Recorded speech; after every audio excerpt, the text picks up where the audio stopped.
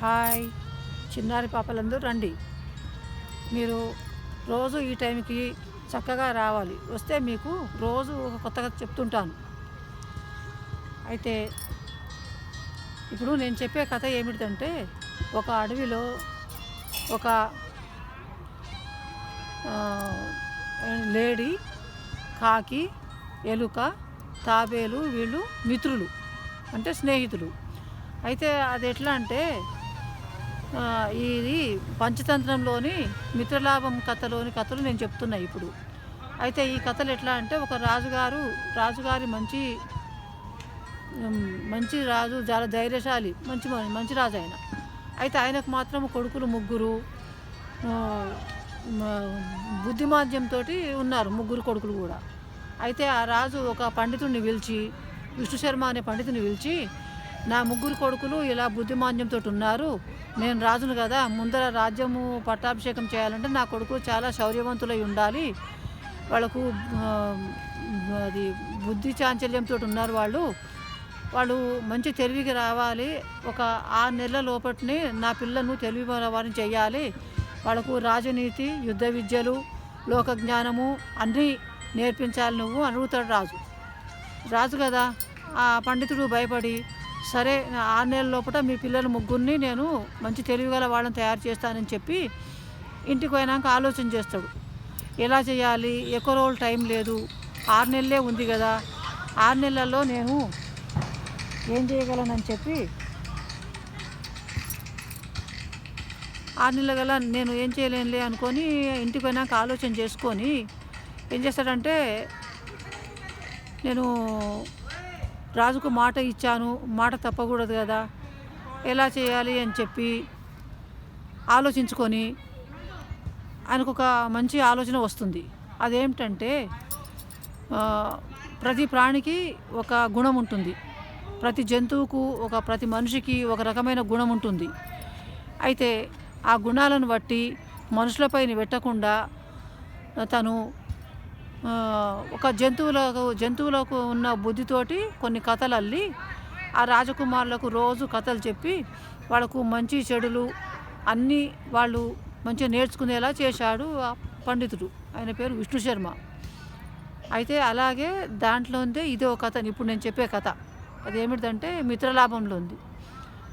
చెప్పాను కదా, కాకి, తాబేలు, ఎలుక, జింక, నలుగురు స్నేహితులు. అయితే వాళ్ళు కలిసి మాట్లాడుకున్న స్నేహితంలో వాళ్ళు ఒకరికొకరు చెప్పుకుంటారు. ఏమిటంటే, ఎవరికి కష్టం వచ్చినా సరే నలుగురం కూడా ఒకరినొకరు మంచిగా చూసుకోవాలి, ఆదుకోవాలి అని చెప్పి వాళ్ళు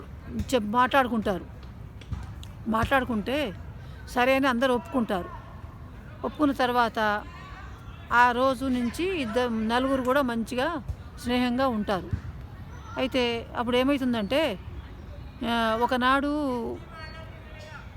వీడి ఎక్కడెక్కడ ఉంటాయి అంటే, కాకి ఏమో చెట్టు పైన ఉంటుంది, ఎలుకనేమో చెట్టు కింద బొరియలో ఉంటుంది, తాబేలేమో పక్క చెరువులో నీళ్ళల్లో ఉంటుంది, జింక చెట్టు పొదల్లో దాక్కొని ఉంటుంది.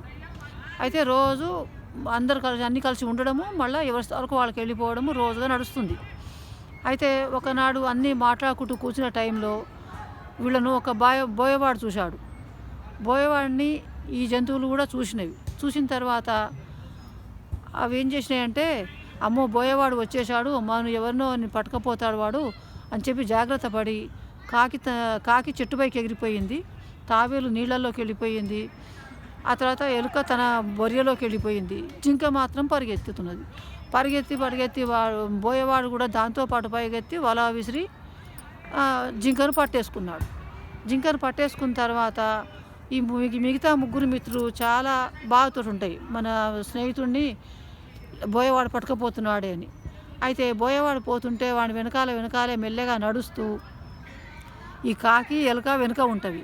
తాబేలు మాత్రము కొంచెం జాగ్రత్త పడి బోయవాడి కంటే ముందు పోయి ఒక పక్కతో నుంచి ముందుగా పోయి బోయగాడు వెళ్ళే దారిలో చనిపోయినట్టు పడి ఉంటుంది తాబేలు పడి ఉండేసరికి బోయవాడు ఏమనుకుంటాడంటే,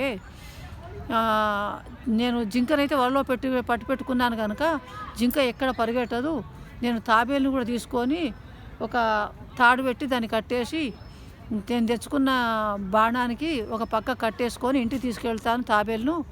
తీసుకెళ్తే నా భార్య చాలా సంతోషపడుతుంది. ఈరోజు 2 వేటాడినా అని చెప్పి నేను గొప్పగా చెప్పుకోవచ్చు అన్నట్టుగా ఆలోచన చేసి ఆ తాబేలును పట్టుకుందామనుకొని జింకను కింద పెట్టేసి తాబేలును తాడు పెట్టి కట్టే ప్రయత్నంలో ఉంటాడు బోయేవాడు.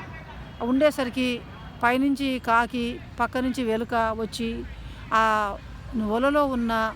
వలకు ఉన్న తాళ్లను కొరికేస్తుంది ఎలుక. కొరికేసేసరికి ఆ జింక లేచి పరిగెడుతుంది. వీడు తాబేలు తాడు పెట్టి కట్టుకోకముందే జింక పరిగెడుతుంది.